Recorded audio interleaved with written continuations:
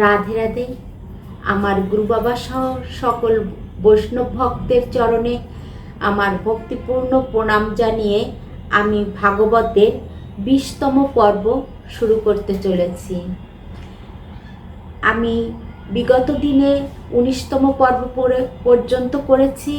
আপনারা যারা আমার সাথে ছিলেন তাদের প্রতি আমি অশেষ কৃতজ্ঞতা জানাই এবং নতুন যারা শুনবেন ভালো লাগলে আমার সাথে থাকবেন, এইটা বলেই আমি ভাগবত পাঠ শুরু করছি।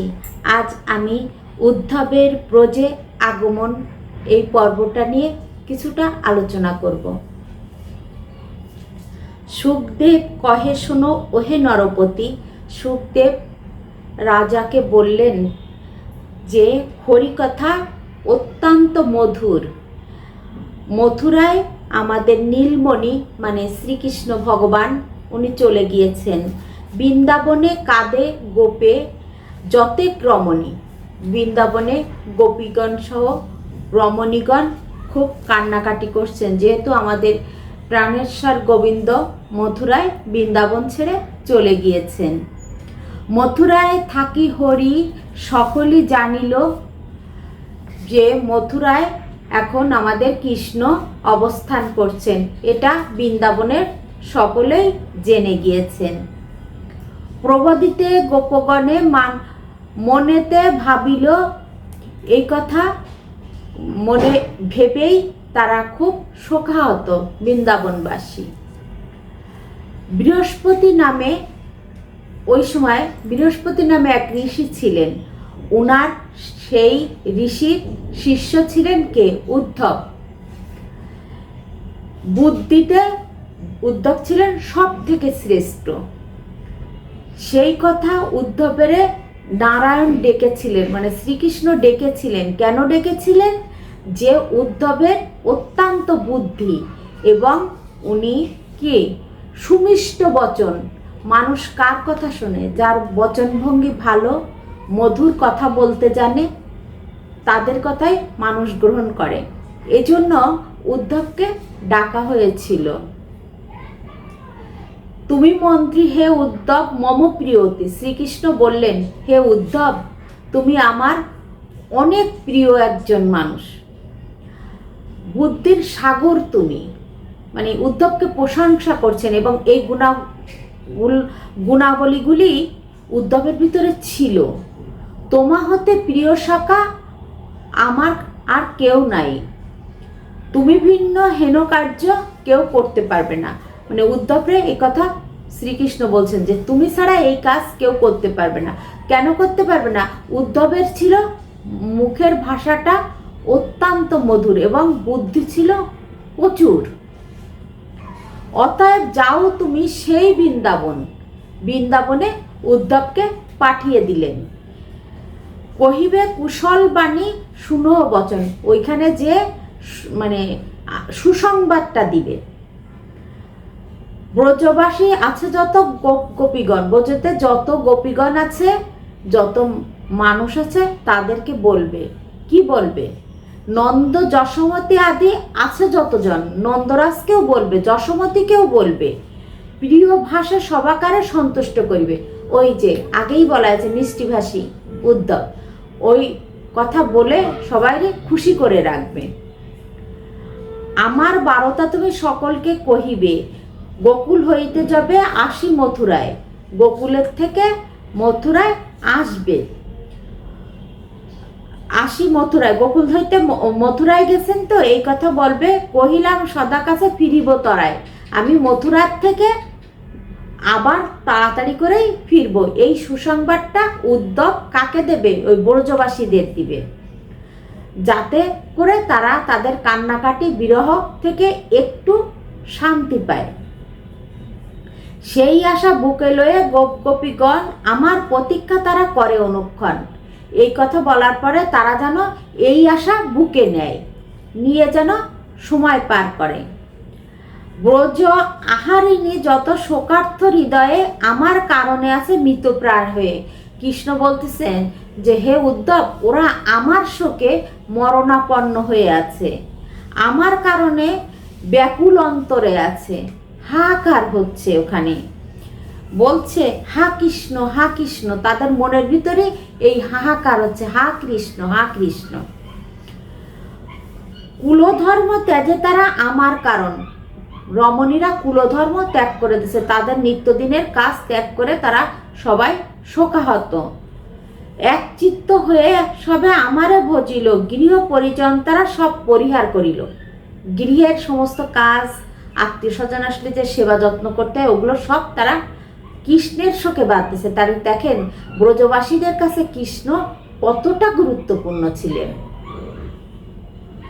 লোকের গঞ্জনা মনে তারা তুচ্ছ করিল, একান্ত হইয়া করে আমারও ভজন। ব্রজবাসীরা কৃষ্ণের একান্তভাবে ভজন করেন।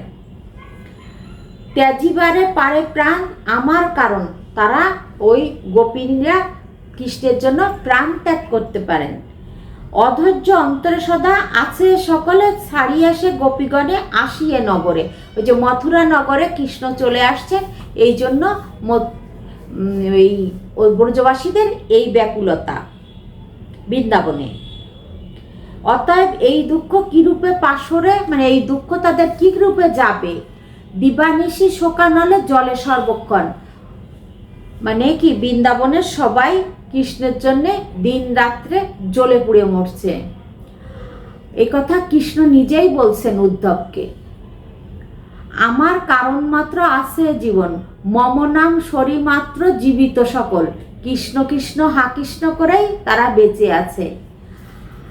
সর্বদাই নেত্রজল হইতেছে পতন, সব সময় তাদের চোখ দিয়ে জল পড়ছে কৃষ্ণের জন্য। হা কৃষ্ণ বলি করেছে ক্রন্দন, হা কৃষ্ণ বলে কান্নাকাটি করে চলেছে। অতএব যাও শীঘ্র ব্রজের মাঝারে, অতএব কৃষ্ণ বলছে তুমি যত তাড়াতাড়ি পারো ব্রজেতে ফিরে যাও, ফিরে যেয়ে আমার এই কুশল বার্তা জানাও যে আমি আবারও ফিরে আসব। সকলকে এই সান্ত্বনা বাণীটুকু দেও। এই রূপে বাক্য সবে করিবে সান্ত্বনা, তাহে কিছু স্থির হবে যত ব্রজাঙ্গনা, মানে ব্রজতে যত গোপী গোপিনীরা আছে, সবাই রমণীরা আছে, সবাই এই সান্ত্বনা পেয়েই একটু শান্তি পাবে। ওহে প্রাণ সখা তুমি করহ গমন, অন্য না পারিবে ইহা করিতে সাধন। অন্য আর কেউ পারবে না, কারণ উদ্ধব ছিলেন খুব বুদ্ধিমান এবং মিষ্টিভাষী, সুন্দর করে একটা কথা সুন্দরভাবে বুঝাতে পারবেন। কৃষ্ণের বচনে তবে উদ্ধব চলিল। আর কৃষ্ণের কথা শুনে উদ্ধব কোথায় যাচ্ছেন? বৃন্দাবনে চলে যাচ্ছেন, মানে ব্রজবাসীদের বোঝানোর জন্য। আজ এই পর্যন্তই পাঠ বিশ্রাম করছি। এখন আমি মানে বুঝাতে চাচ্ছি যে ভাগবত পাঠ করলে কি হবে সেই সম্পর্কে একটু বলে আমি ভাগবত পাঠ বিশ্রাম দিব। এই ভাগবত পাঠ করলে সর্ব পাপ হতে মুক্তি পাওয়া যায়। ভাগবত মানে ভাগবত কথা অনেক পূর্ণ কথা। মথুরা দ্বারকা আর পবিত্র পুষ্কর, মথুরা দ্বারকায় যত পবিত্র মানে জলস্থান আছে সেখানে মানে করলে ভাগবত পাঠ করলে যে স্নান করলে যে পুণ্যফল হয়, ভাগবত পাঠও সেই পুণ্যফল হয়। এই ভাগবত পাঠ করলে সমনের ভয় থাকে না, মানে কি শত্রুর ভয় থাকে না। কীর্তন যে এই ভাগবত কীর্তন মুখে করে, মানে পাঠ করে, বাঞ্ছাপূর্ণ হয় তার এভব সংসারে। এই সংসারে এই পৃথিবীতে তার মনের বাঞ্ছা পূর্ণ হয়। ভাগবতের এত গুরুত্ব। বিপ্রগণ যদি করে ইহা অধ্যয়ন, চতুর্বেদ ফল লাভ করে সেই জন। বিপ্র মানে কি?